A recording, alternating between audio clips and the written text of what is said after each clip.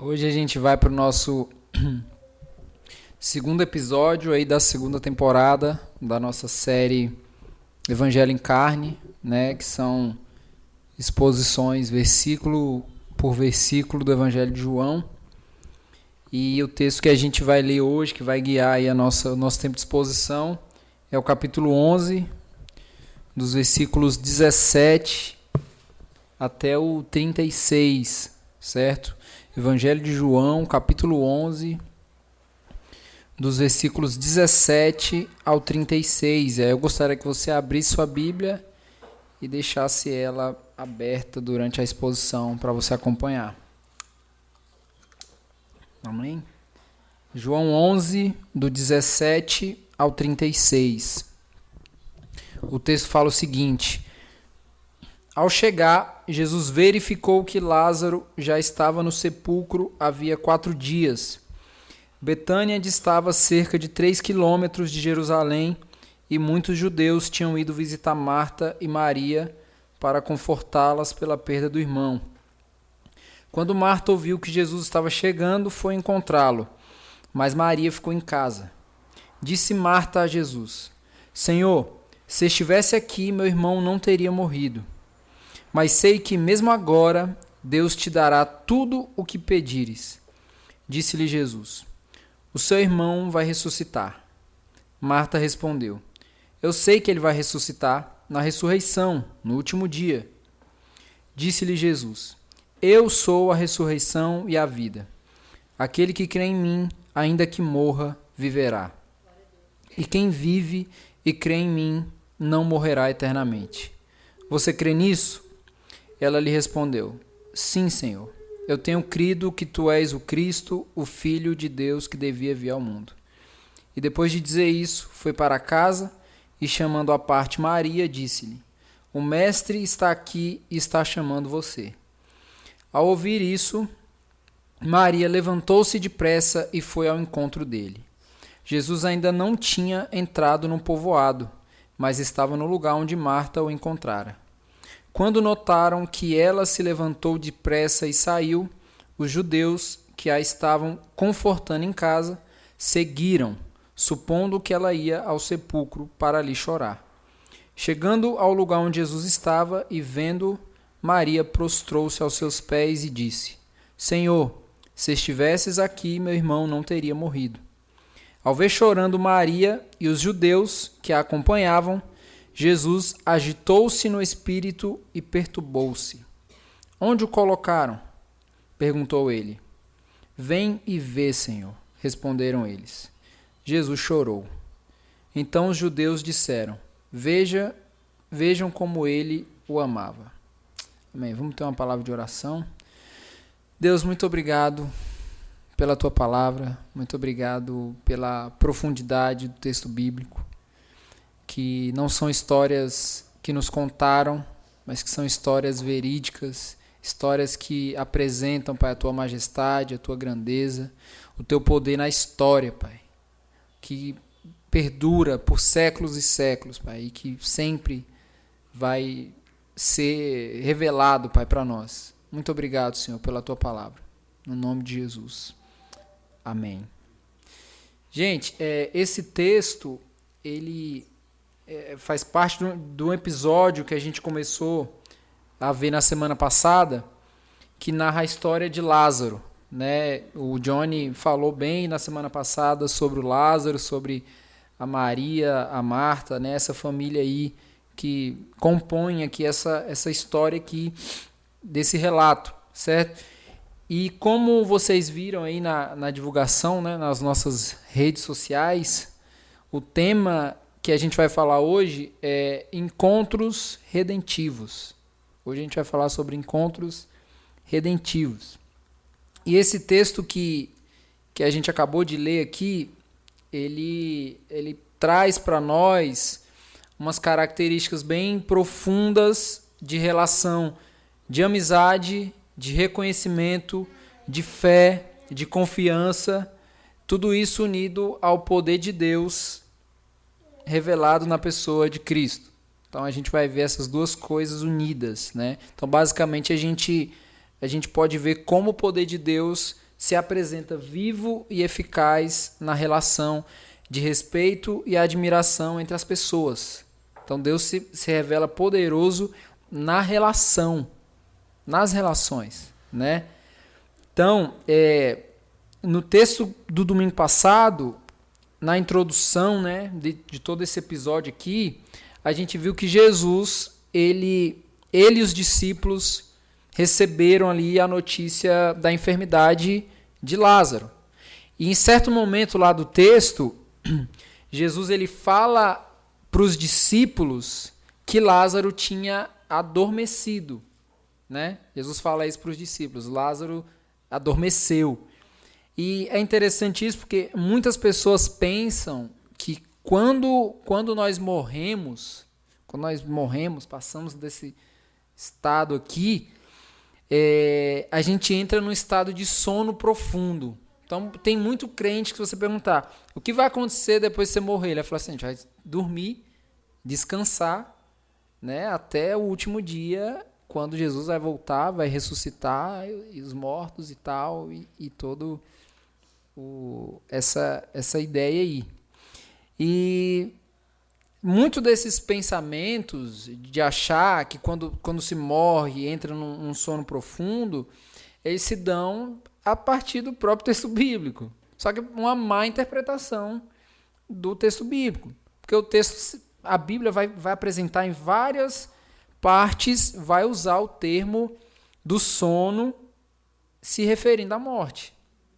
Então, por isso que muita gente, quando vai falar do que acontece depois da morte, vai falar da ideia do sono profundo, do descanso, ali, daquela coisa de estar adormecido, que é a linguagem que Jesus usou para falar de Lázaro aqui para os discípulos.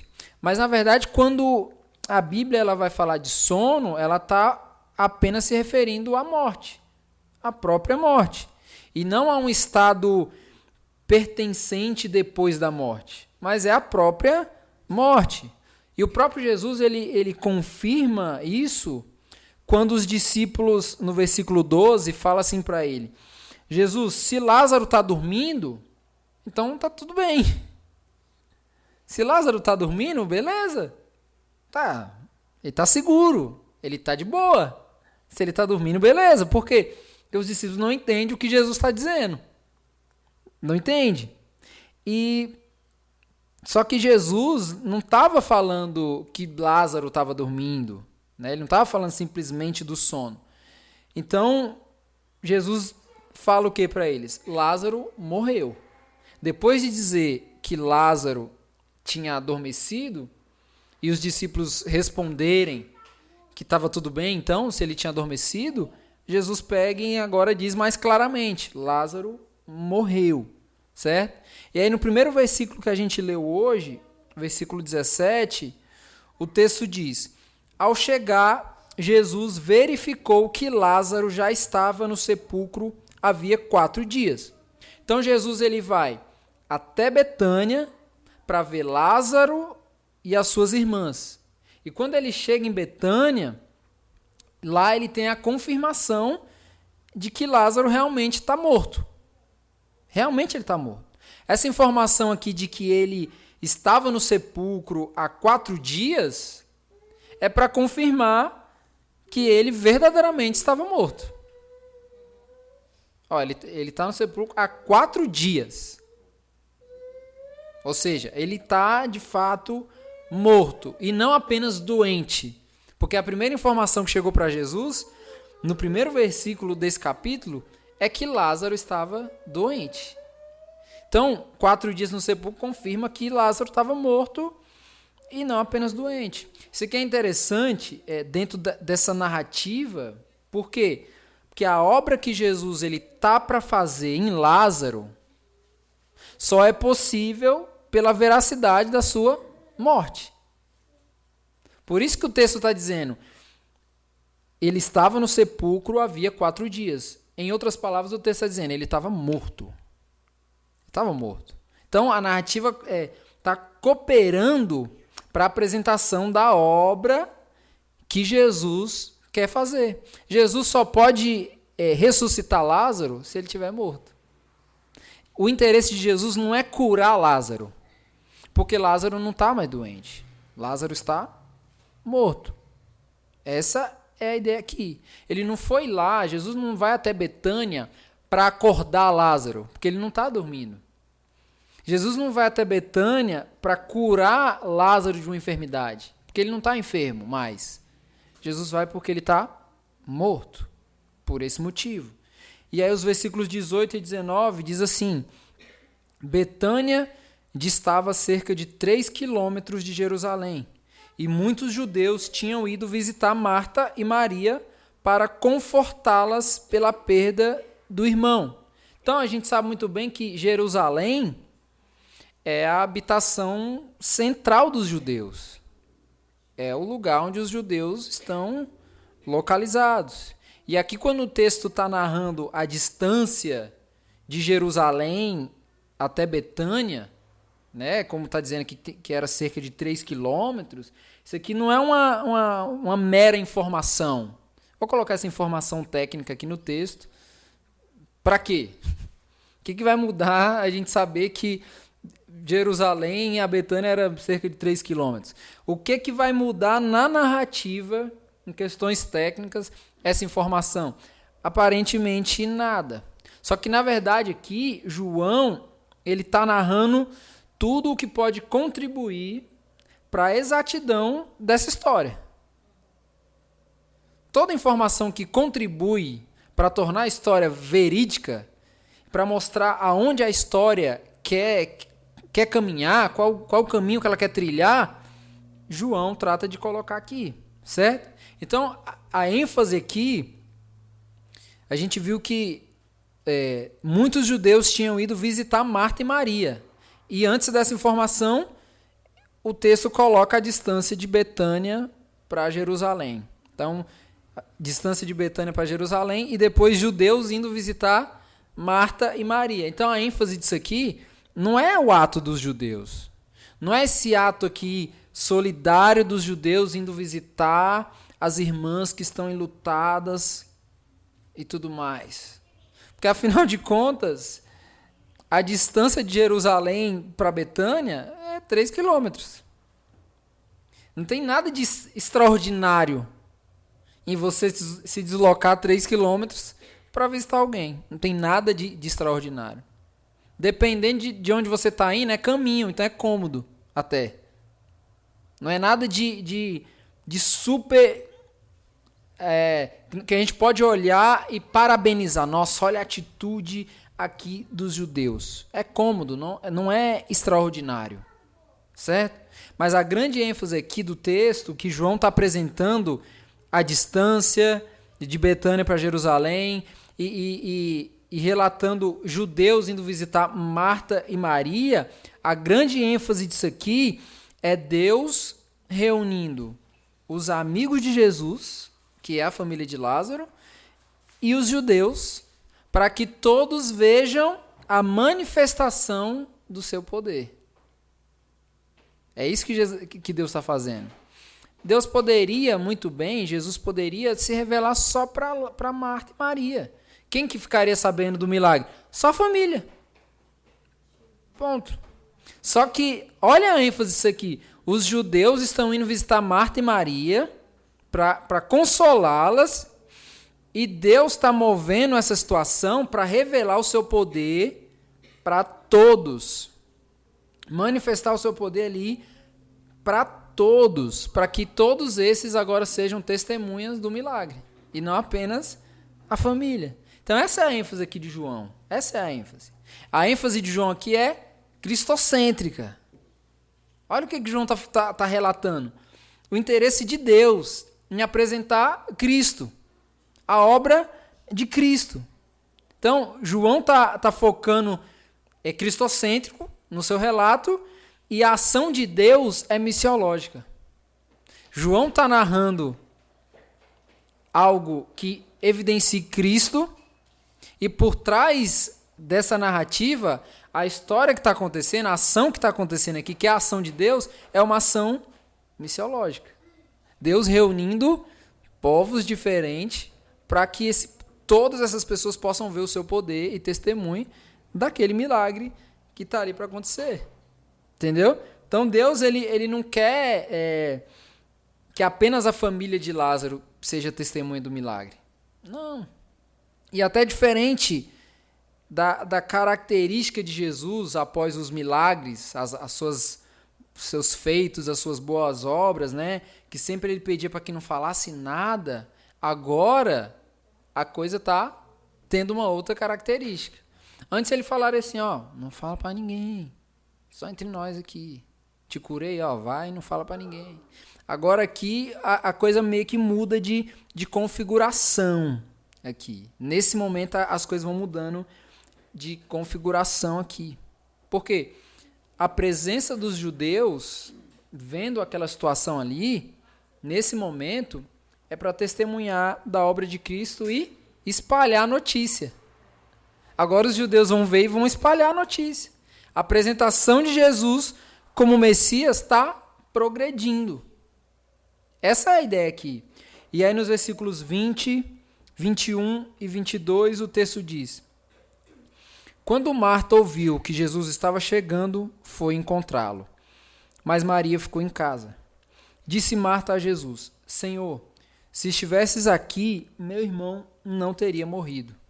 Mas sei que, mesmo agora, Deus te dará tudo o que pedires.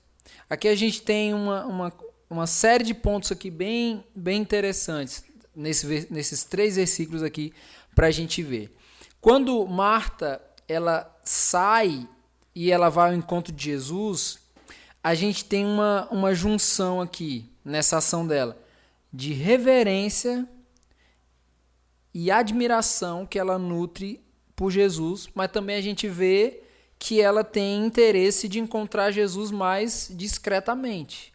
Então ela sabe que ela ouviu que Jesus estava chegando e ela foi encontrar Jesus fora da vila, fora de Betânia. Então, tem reverência, tem admiração, mas tem também uma intenção de ser um encontro meio que secreto, discreto ali, que não faça tanto auê aí. Por quê? Porque ela teme que Jesus possa estar correndo perigo. Jesus chegando a Betânia, ele pode estar correndo perigo. Por quê? Porque ele vai encontrar os judeus. E pode ser que, mais uma vez, queiram matá-lo, queiram prendê-lo ou fazer alguma coisa desse tipo. E aí, quando ela chega até Jesus, ela fala: Senhor, se estivesses aqui, meu irmão não teria morrido. Mas sei que mesmo agora Deus te dará tudo o que pedires. Então a gente vê essa afirmação agora com Marta, e mais na frente a gente também vai ver a própria Maria repetindo a mesma coisa. Maria fala a mesma coisa que Marta. O que eles falam? Senhor, se estivesses aqui, meu irmão não teria morrido. Marta está falando aqui, e mais na frente Maria vai falar essa mesma coisa. E quando a gente olha aqui para Marta falando, a primeira coisa que a gente vê é uma mulher questionando Jesus. Não é? Senhor, se você estivesse aqui, meu irmão não teria morrido. O que ela está fazendo? Ela está questionando Jesus. Ela está, de alguma forma, culpando Jesus. É ou não é? Poxa, você poderia ter resolvido esse problema, mas você não estava aqui. Você demorou mais de 4 dias para chegar aqui. E você não veio, chegou atrasado, de certa forma. Mas, ao mesmo tempo, essa frase dela aqui também indica uma profunda confiança no Senhor. Ao mesmo tempo que ela está quase que confrontando Jesus, ela também está demonstrando confiança. É como se ela estivesse dizendo que a presença de Jesus evitaria a morte de Lázaro. E ela fala isso com muita convicção, muita convicção. É tanto que ela continua: mas sei que, mesmo agora, Deus te dará tudo o que pedires. Ou seja, ainda dá tempo de resolver o problema. O que Marta falou? Eu tenho certeza que se o Senhor estivesse aqui, meu irmão não teria morrido. Isso é confiança? desordenada, mas é confiança. Meu irmão não ia morrer. Ela tem confiança que Jesus salvaria o irmão dela. Ela não é. É isso que a gente vê aqui. E agora ela continua falando, mas sei que mesmo agora Deus te dará tudo o que pedires. Ou seja, tem tempo. Ainda há tempo de resolver aqui esse problema. Então é um misto de sentimentos aí que estão bagunçados. E aí o versículo 23 fala: Disse-lhe Jesus, o seu irmão vai ressuscitar. E aí Jesus aqui nesse momento, ele não tenta se justificar. Ele não vem falar o porquê que ele não veio. Deixa eu te falar, Marta, não deu pra vir. Pô, tava cheio de BO aí pra resolver e tal, não consegui vir a tempo. Não.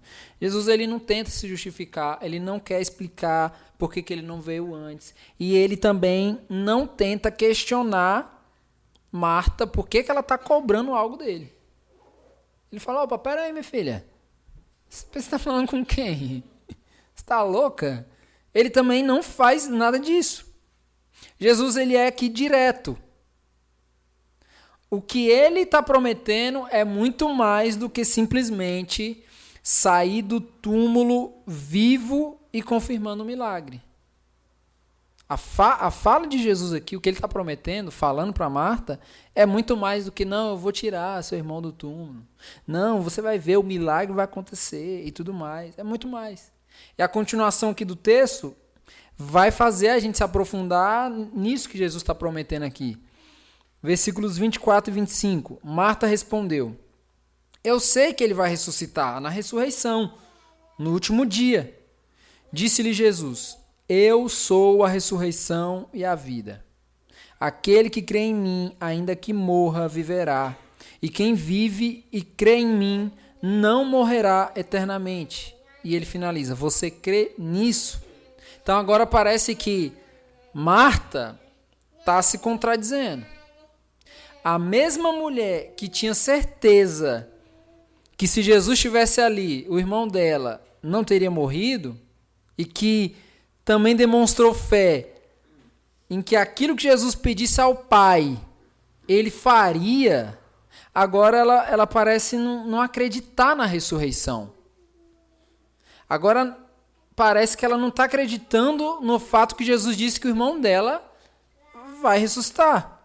Jesus disse para ela que Lázaro vai ressuscitar e ela não está crendo que isso será agora.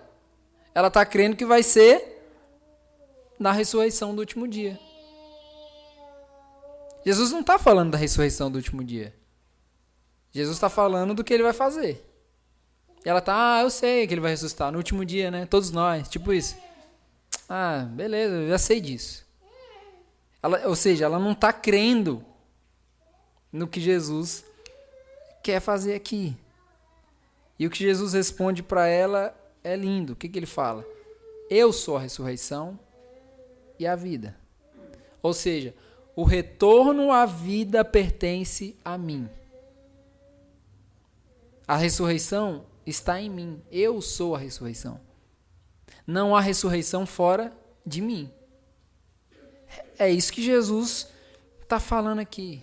Só que também, Jesus está sendo muito profundo aqui. Não é simplesmente isso. É muito mais do que isso. Ele é a ressurreição porque toda a raça humana que foi mergulhada na morte por causa do pecado só pode acessar a vida se for ressuscitada por ele. Não é apenas ali Lázaro morto. Mas é Lázaro morto depois de já ter sido morto. Entendeu? Eu sou a ressurreição. A ressurreição pertence a mim. A ressurreição pertence ao Senhor. Porque também a vida pertence ao Senhor. Ele é o princípio da vida. Ele diz que é a ressurreição e a vida. Todo o curso pertence a ele. E mais, a vida é obra da sua graça. É obra da sua graça. E aí ele pega e fala para Marta: aquele que crê em mim, ainda que morra, viverá. E quem vive e crê em mim não morrerá eternamente. Então, aquele que crê no Cristo como Filho de Deus, recebe dele a regeneração para viver uma vida sem interrupção. Isso aqui é profundo, gente. O que Cristo garante para os salvos não é que eles nunca vão morrer na nossa estrutura corpórea. Não é isso. O Evangelho não diz que a gente não vai morrer. A mensagem de Cristo não diz que a gente não vai morrer, que a gente não vai chegar um momento da vida que vamos... Não diz isso. Não é essa a promessa de Cristo para nós. A promessa é que nunca nós teremos a nossa relação com Ele interrompida. É isso. É isso que Jesus está falando aqui. Mesmo que em algum momento a gente morra. Como matéria, a nossa, né? Mesmo que em algum momento a gente morra, nunca nós teremos a nossa relação com Ele interrompida. Nunca, nunca, nunca, nunca. Essa é a ideia aqui. Então, a vida para aqueles que estão em Cristo não termina na morte. Não termina na morte. Por quê? Porque nada pode interromper o vínculo comunitário entre Deus e o seu povo. Nada. Nada. Só me lembro de Paulo, né? O que pode nos separar do amor de Deus? Nada. Aí ele vai falar, né? Nem a morte, nem a vida, nem anjos, nem principados, nem... Por quê? Porque quer enfatizar o nada. Nada.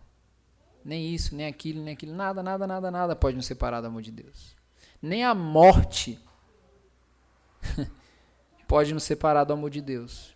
A morte não é o fim da nossa relação com Deus. E agora? Então, gente, o que nós vamos fazer depois da morte?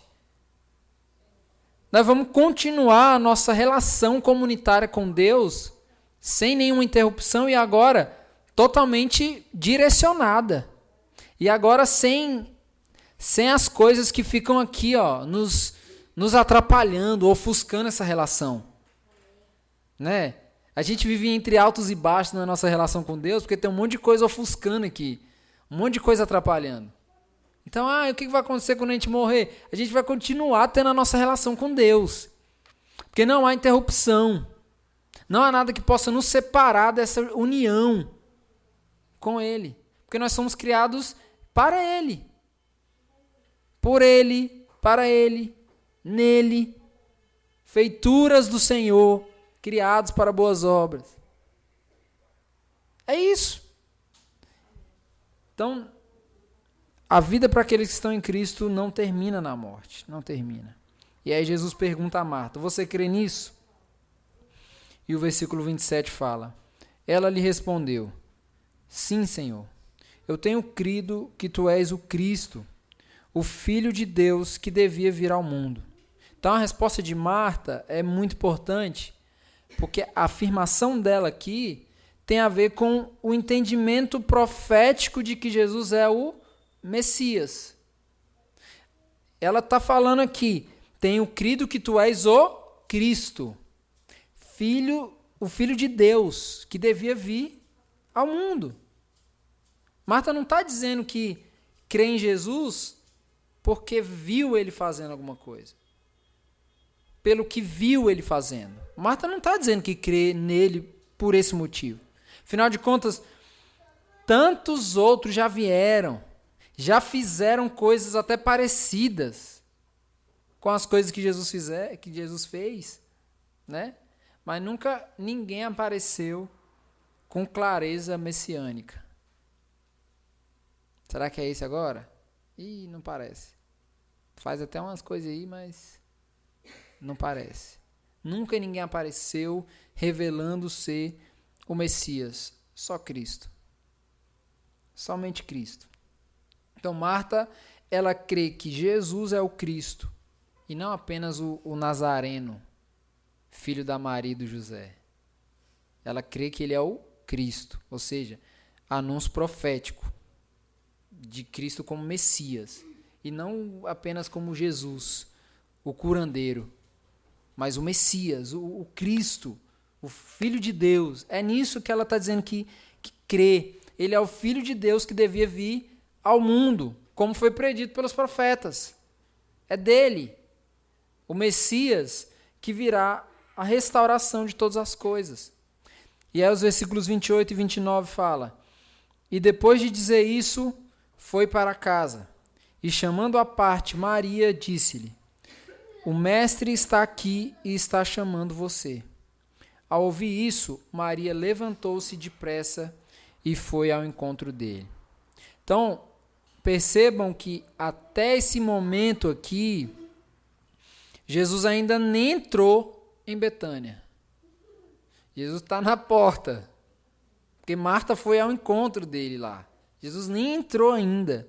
Né? Tudo isso que a gente viu aqui acontecendo acontece fora da vila. Quando Marta foi correndo lá para encontrar Jesus. E aí tem algo interessante aqui, porque Marta vai até Maria, que é sua irmã, e ela fala a seguinte frase: O mestre está aqui e está chamando você. Então Marta, que é uma mulher, né?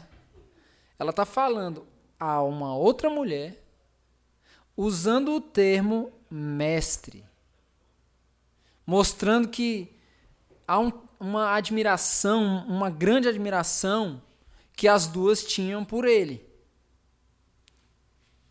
Nitidamente. Sabe por quê? Jesus é um mestre que se diferencia dos mestres judeus. Jesus é um mestre que se diferencia dos fariseus, porque ele não desdenha de ensinar as mulheres. Ele não exclui as crianças, né? O que ele fala? Deixem vir as crianças, porque delas é o reino de Deus. Então, há uma diferença de Jesus como mestre e os mestres judaicos que o povo está acostumado. Os fariseus, há uma diferença muito grande. E aqui a gente percebe o tamanho da ligação relacional também de uma jornada de discipulado que Jesus tem com essas mulheres, ao ponto dele estar sendo chamado por elas de mestre. Duas mulheres estão chamando Jesus de mestre. Isso é algo totalmente nada a ver dentro dessa cultura aqui. Então ele é um amigo dessas mulheres, dessa família, ele é íntimo, ele é próximo, mas ele é o mestre. Ele é visto por elas como o mestre. Tem algo profundo nisso. Só chama alguém de mestre quem tem uma relação com o mestre, com esse mestre. Quem é discipulado, quem é instruído por esse mestre. Por isso que Jesus demonstra ter uma grande relação profunda com essa família. E aqui a gente vê isso, chamando ele de mestre. E também tem algo interessante aqui, porque Marta está dizendo para Maria que Jesus está chamando ela. Observa no texto. Marta chega para Maria dizendo que o mestre chegou e que está chamando ela.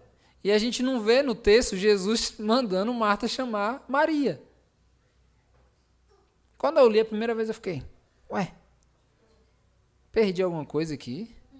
Não vi Jesus mandando chamar Maria. Jesus estava falando com Marta, Marta vai, chega para Maria e fala, o mestre está aí, e ele está te chamando. Aí buga a gente, né? Como assim? Está chamando. Só que essa fala de Marta aqui mostra o mesmo cuidado que ela teve de ir até a entrada ali da vila para encontrar Jesus, sem que ninguém pudesse ver, para que Jesus não pudesse correr risco, perigo e tudo mais. A gente vê aqui também.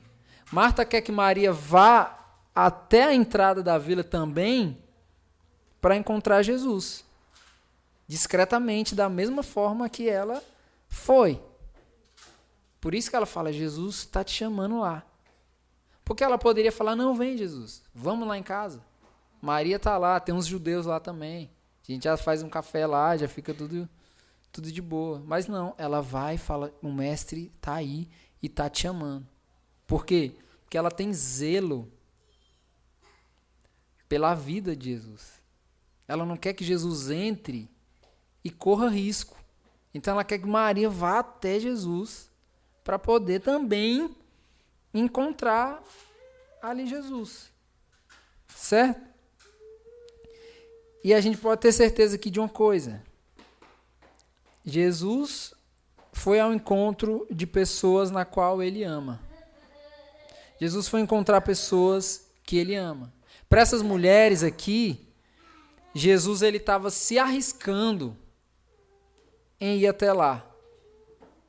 Mas para Jesus, os encontros revelam que quem anda na luz não tropeça. Que é o que ele falou uns versículos atrás, quando os discípulos questionaram Jesus, a gente já saiu corrido de lá, já está querendo ir de novo para aquela região. Ele falou assim, olha, o dia tem 12 horas, né? Quem anda de dia, anda na luz. E é isso que a gente vê aqui. As mulheres estão com medo de Jesus ser, sei lá, perseguido de alguma forma, morto, preso, alguma coisa, mas Jesus tem certeza que ele está andando na luz. Ele está sendo direcionado pelo Pai. Então Maria levantou-se depressa e foi ao encontro de Jesus. E os versículos 30 e 31 falam: Jesus ainda não tinha entrado no povoado, mas estava no lugar onde Marta o encontrara. Quando notaram que ela se levantou depressa e saiu, os judeus que a estavam confortando em casa seguiram, supondo que ela ia ao sepulcro para ali chorar. Então aqui a gente vê o plano redentivo de Deus. É o plano de Deus que os judeus estivessem ali nesse momento para testemunhar do que Jesus vai fazer. É plano de Deus. Maria, ela supostamente foi escondida para a porta para encontrar Jesus, para a entrada do povoado para encontrar Jesus.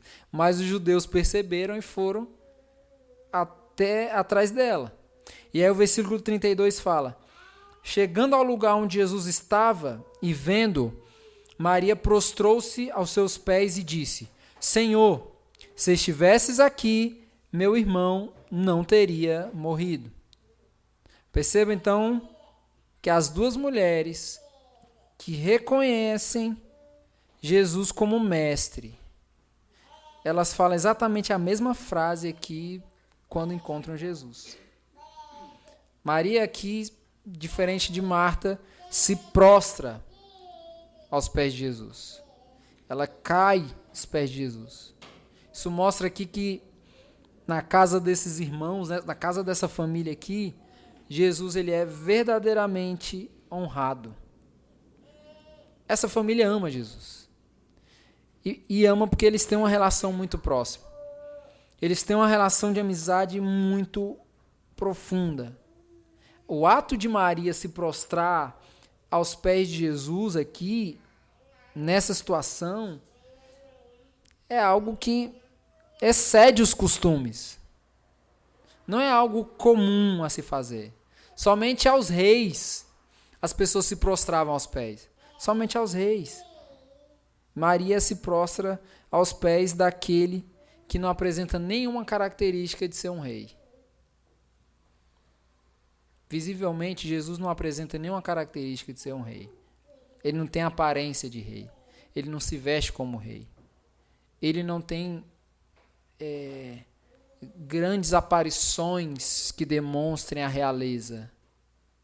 Ele não tem. E Maria está se prostrando aos pés dele aqui. Mas ela comete um erro assim como a sua irmã. É muito bonito ela se prostrando, mas ela também comete um erro aqui, que é o erro que nós cometemos sempre.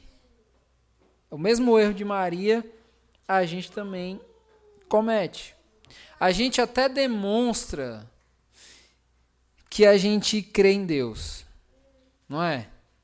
A gente demonstra, eu creio em Deus, eu creio verdadeiramente. Mas a gente sempre quer colocar Deus no lugar para tomar as decisões que nós queremos que ele tome. Eu creio em Deus, mas eu mando na hora que ele vai fazer, mas é aquilo que eu quero que ele faça. É o que Maria e Marta falaram. Senhor, se estivesses aqui, meu irmão não teria morrido. Em nenhum momento Marta e Maria falam assim, Senhor, qual que é o teu plano? Qual que é a tua vontade? Ao mesmo tempo que elas demonstram confiança em Jesus, elas demonstram que essa confiança nele, está unida também à sua própria vontade de Jesus fazer a sua própria vontade. Eu confio em Deus. Eu confio em Jesus. Mas eu quero que ele realize aquilo que eu quero. Para confirmar a minha crença. A gente faz isso. A gente tem esse tipo de comportamento. A gente coloca Deus para tomar as decisões que nós queremos que ele tome. Isso aqui é um tipo de fé deficiente. É um tipo de fé deficiente. É como eu ouvi uma vez. Mais revela uma prótese do corpo do que um membro do corpo. Entendeu? Isso não revela que a gente se compreende enquanto corpo. A gente nós dizemos que somos corpo, mas nós agimos como prótese. Então é uma fé que é deficiente aí. Deficiente. Ela está prostrada aos pés de Jesus, a quem ela reverencia a sua presença, que valoriza a relação, assim como a sua irmã, mas ela está com seus sentimentos desordenados. E o versículo 33 fala, ao ver chorando Maria e os judeus que a acompanhavam, Jesus agitou-se no espírito e perturbou-se. Agora aqui, diferente da resposta que Jesus deu para Marta, quando Marta falou a mesma coisa que Maria, Jesus respondeu. Jesus falou. Agora, quando Maria fala a mesma coisa, Jesus silencia. Jesus não fala. Diferente, o ambiente muda aqui, né? A gente tem uma situação aqui muito profunda, que é a apresentação da dupla natureza de Jesus. Quando Jesus viu Maria chorando, e ali os judeus também que estavam com ela, ele sentiu a dor deles. Ele sentiu a dor deles. As suas emoções foram abaladas. Ele foi tomado pelo sentimento compartilhado ali, de Maria e dos demais que estavam ali. Tudo isso porque ele é homem. Porque ele é homem. E Jesus também demonstra algo que é correspondente ao seu ser divino. Deus é compassivo. Jesus compartilha dos sentimentos e revela a sua divindade porque Deus é compassivo. O Deus encarnado é compassivo, é cheio de misericórdia.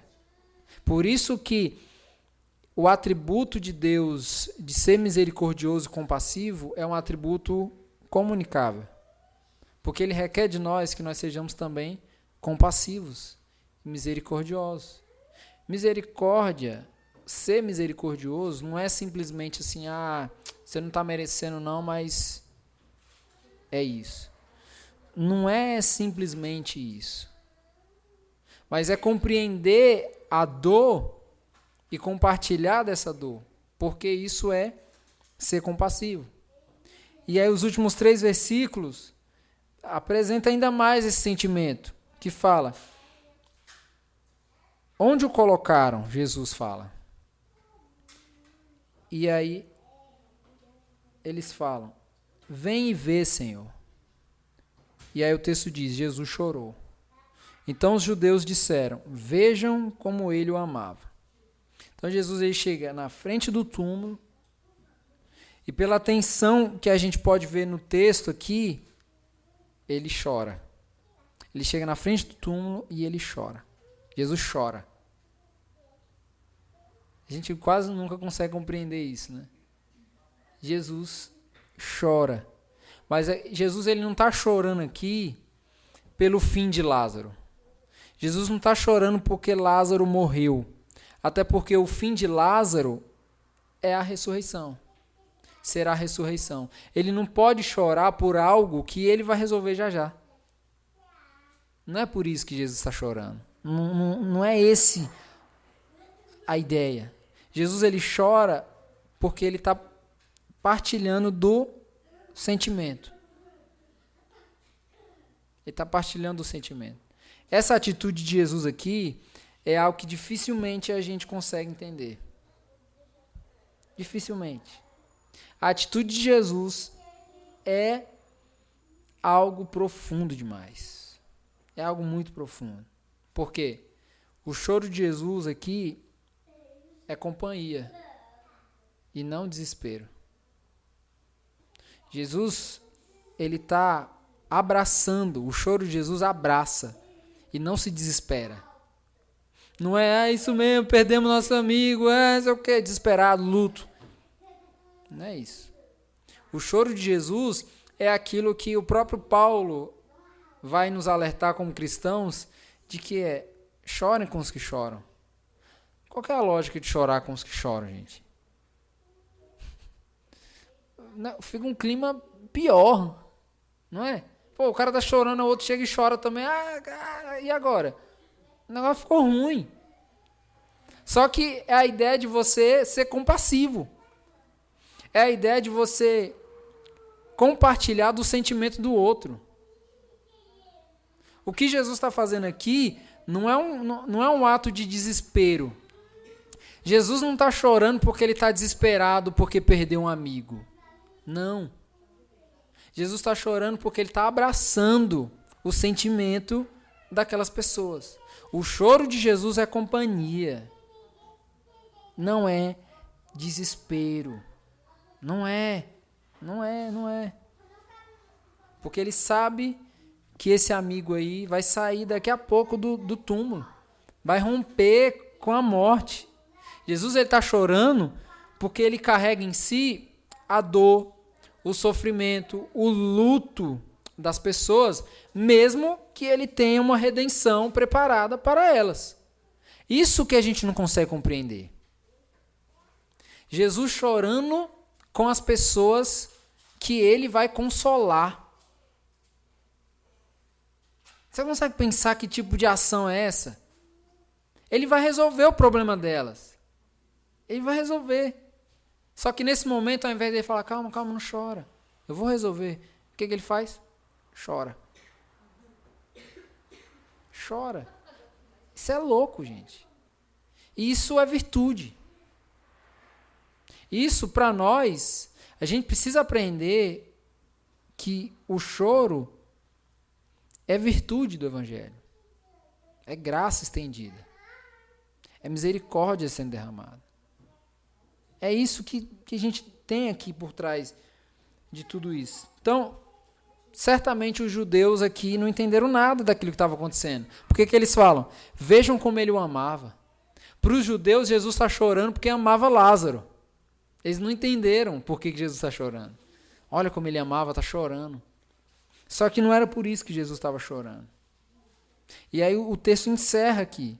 E aí quando a gente olha para esse texto aqui, eu queria finalizar levando a gente a refletir aqui sobre a profundidade de tudo isso, da obra de Cristo aqui, certo? Em todo tempo, Jesus ele está agindo segundo o propósito de redenção. Em todo tempo. Jesus não faz nada desconectado do seu propósito de redenção. Nada. Nesse texto a gente vê que há algo precioso sendo revelado aqui, que são os encontros. E como os encontros apresentam características redentivas. Redentivas. Para chorar com os que choram, gente, é preciso se encontrar. Como que eu vou chorar com o outro que está chorando se eu não encontrar com ele? Então, todo encontro revela redenção. Todo encontro revela redenção. É preciso ter encontro Para chorar com quem chora é preciso se encontrar. Para tocar a vida, para repartir os sentimentos, é preciso se encontrar. E tem uma coisa que até o Paulo Júnior falou recente, que é essa diferença da resolução para a redenção. A gente acha que a gente tem que resolver as coisas. Nós não fomos chamados para resolver, para sermos resolutivos. Nós somos chamados para sermos redentivos. É por isso que nós precisamos do encontro. Porque os encontros são redentivos. Os encontros são redentivos. Resolução nem sempre é redenção. Resolvi o problema. Não significa que você trouxe redenção para o problema. Não significa. Deus nos chama para sermos instrumentos de redenção.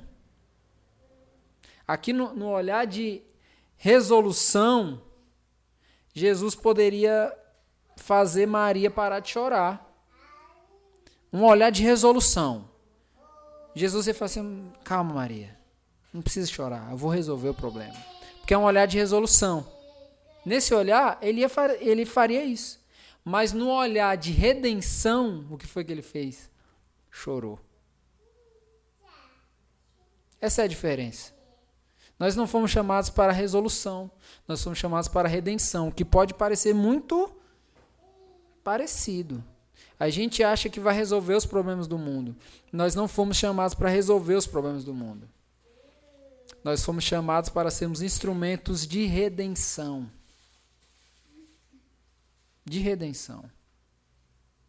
Que a gente consiga aplicar o tema desse sermão e toda essa ideia aqui. Jesus se encontrou com Marta, Maria e os judeus. E posteriormente com Lázaro. E todos os encontros aqui revelados são encontros de redenção.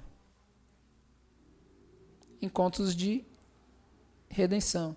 É até interessante que o Belvis e a Sarinha estão aqui hoje, porque há um ano atrás a gente se encontrou do nada na rua, numa padaria, e que depois de... A gente sempre fala essa história, né? Depois de 40 minutos você estava na minha casa, comendo pizza, e até hoje nós estamos aí nutrindo uma relação que é fruto de encontro redentivo e não resolutivo. Relação é para ser redentiva e não resolutiva. É por isso que a gente sempre fala da importância da relação. Porque se relacionar não é simplesmente ser amigo conhecido do outro, mas é ser instrumento de redenção para a vida do outro. É o que a gente está falando aqui. Jesus poderia ser resolutivo nessa situação. De tal modo que vocês lembram quando Jesus, eu acho que foi o episódio, não vou lembrar especificamente, mas alguém chegou para Jesus e apresentou a ideia de que o seu filho, ou era sua filha, eu acho que era a filha do oficial lá. E falou, minha filha está doente. Jesus nem foi até lá. Lembra? Jesus, não, beleza, relaxa, já resolveu. Jesus poderia fazer a mesma coisa aqui com Lázaro. Quando chegou a notícia para Jesus, Jesus poderia fazer, não, relaxa, não vai dar nada. Só que Jesus demorou dias para ir, porque a intenção dele não era uma intenção resolutiva, e sim redentiva. Porque quando ele vai, olha como as coisas mudam. Quando ele vai, ele chega lá e encontra Maria, Marta e os judeus, que precisavam presenciar a obra dele ali para que a notícia se espalhasse. Isso é redenção, gente. São encontros que trazem e que apresentam redenção. Redenção. Então, para a gente finalizar, pense sobre isso. A nossa vida é uma estrutura de redenção. As nossas relações devem apresentar a glória de Deus por meio da redenção.